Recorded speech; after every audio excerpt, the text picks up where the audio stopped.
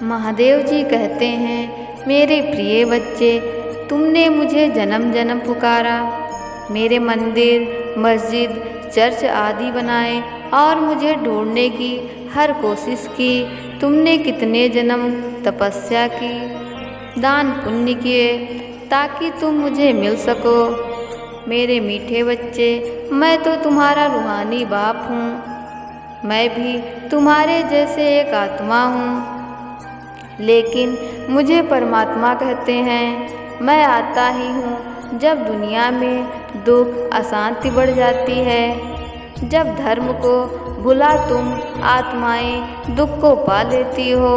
मैं परमपिता परमात्मा इसी समय आता हूँ और पुनः स्वर्णिम सतयुगी सुख की दुनिया की स्थापना करता हूँ।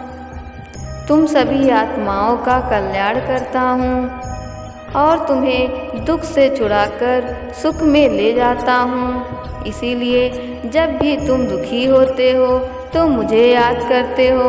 मेरे बच्चे, मेरे अति प्रिय बच्चे, तुमने मेरे बारे में बहुत कुछ सुना होगा, मेरे बारे में पढ़ा होगा, लेकिन अब समय आ गया है कि मैं तुमसे सीधे बात करूं, तुम्हें वह सच्चाई बताऊं जिसकी तुम्हें तलाश थी। इससे पहले कि मैं तुम्हें अपने बारे में बताऊं, मैं तुम्हें तुम्हारे बारे में याद दिला दूं। मेरे प्रिय बच्चे, तुम वह नहीं हो जो तुम्हें लगता है कि तुम हो।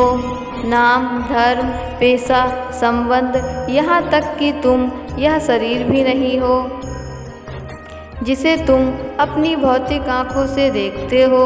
तुम एक दिव्य चेतना हो, ऊर्जा के अति सूक्ष्म चमकते सितारे हो जो इस शरीर का उपयोग कई भूमिकाएं निभाने के लिए करता है। तुम एक पवित्र, शांत स्वरूप, प्रेम स्वरूप, शक्तिशाली आत्मा हो। इस दुनिया में आने से पहले आप सभी अपने घर में रहते थे, आत्माओं की दुनिया में रहते थे, संपूर्ण शांति और पवित्रता की दुनिया में रहते थे।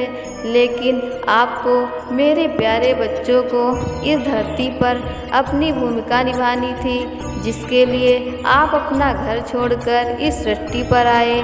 जब आप पहली बार इस सृष्टि पर आए तो आप संपूर्ण सत्व प्रधान और दिव्य थे। आप में से हर एक के पास पहनने के लिए एक आदर्श शारीरिक पोशाक था और यह दुनिया एक आदर्श दुनिया थी, दिव्यता, प्रेम और समृद्धि की दुनिया, जिसे स्वर्ग, जन्नत का बगीचा कहते हैं। जब आपका शरीर पुराना हो जाता है, आप बस पुरानी ड्रेस बदलकर नई ड्रेस पहन लेते हैं और अपना नया रोल निभाते हैं। घर से और भी बच्चे इस सृष्टि रंगमंच पर आपके साथ शामिल होते गए।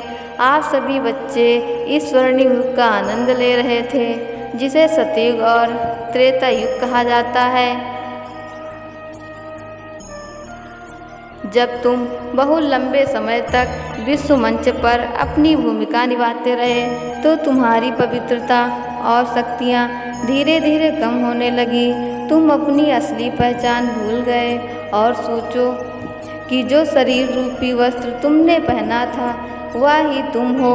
फलस्वरूप काम, क्रोध, लोभ, मोह और अहंकार तुम्हारे व्यवहार में आने लगा।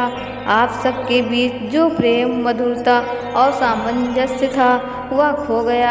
आप एक दूसरे के साथ लड़ने झगड़ने लगे, धोखा देने लगे। जब तुम्हें दुख और दर्द का अनुभव हुआ तब तुमने मुझे पुकारना शुरू किया। तुम मुझे ढूंढने लगे। तुम भूल गए थे कि मैं तुम्हारा पिता आत्माओं की दुनिया में रहता हूँ। तुम अपनी ही दुनिया में मुझे ढूंढने लगे।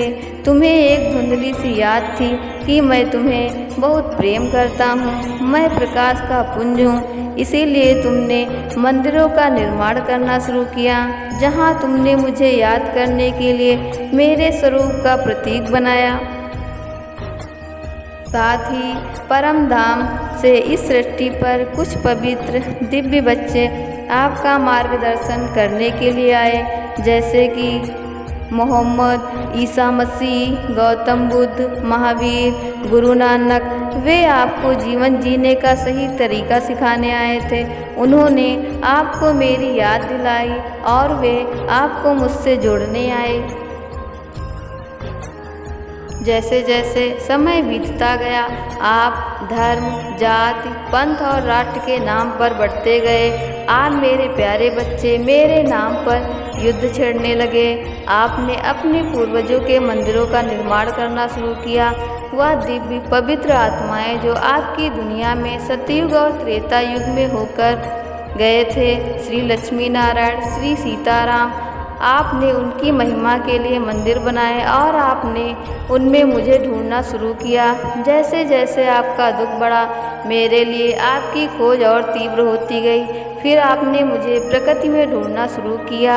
आप में से कुछ लोगों ने मुझे खोजने के लिए अपना जीवन समर्पित कर दिया, लेकिन फिर भी मुझे ढूंढ नहीं पाए। आप में से कुछ लोग अपने विज्ञान और तकनीक की दुनिया में इस कदर उलझ गए थे कि आप यह भी मानने लगे कि मेरा अस्तित्व ही नहीं है।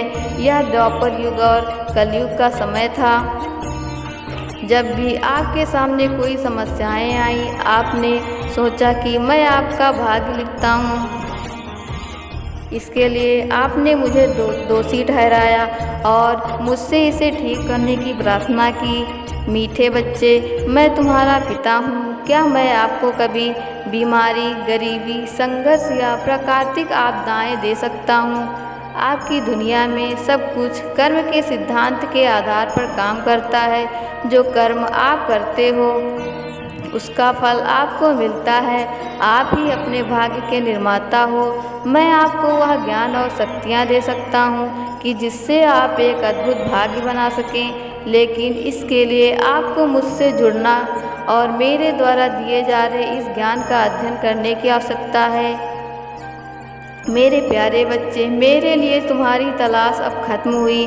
मैं आपको याद दिलाने के लिए आया हूँ कि आप वास्तव में कौन हैं और मैं कौन हूँ। मेरा और तुम्हारा रिश्ता क्या है।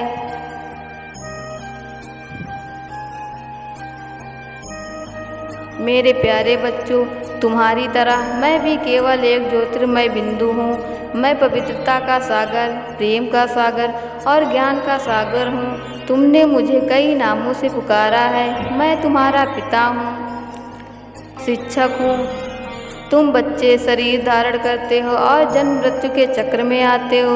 मैं कभी भी शरीर नहीं लेता। मैं परम धाम निवासी हूँ, शांति और पवित्रता की दुनिया, जो वही घर है जहाँ से आप सभी इस सृष्टि पर आए हैं। तुम्हें फिर से पावन बनाने के लिए मैं तुम्हें ज्ञान, प्रेम और शक्ति देने आया हूँ। मेरे प्रिय बच्चे, अपने वास्तविक स्वरूप को जानो और मुझसे जुड़ो। मुझे याद करो और अपने शांति, पवित्रता, आनंद, खुशी, प्रेम और शक्तियों के वास्ते को प्राप्त करो। मैं तुम्हें गुणों और शक्तियों से भर दूंगा ताकि हम मिलकर नई दुनिया का निर्माण करें। एक ऐसी दुनिया जहां शांति ही धर्म है, प्रेम ही भाषा है, करुणा ही संबंध है, हर कर्म में सत्यता है और खुशी ही जीवन जीने का तरीका है।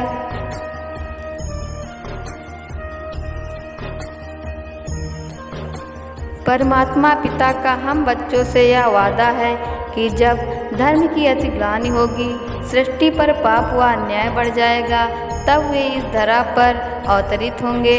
अब हमने जाना है कि वो एक साधारण मनुष्य तन का आधार ले हमें सत्य ज्ञान सुनाकर दुखों से मुक्त कर रहे हैं। यह गायन वर्तमान समय का ही है, जबकि कलयुग के अंत और नई सृष्टि सतयुग के संगम पर स्वयं परमात्मा अपने वादे के अनुसार इस धरा पर अवतरित हो चुके हैं तथा इस दुखमय संसार को सुखमय संसार में परिवर्तन करने का महान कार्य गुप्त रूप में करा रहे हैं। हर हर महादेव, जय भोलेनाथ।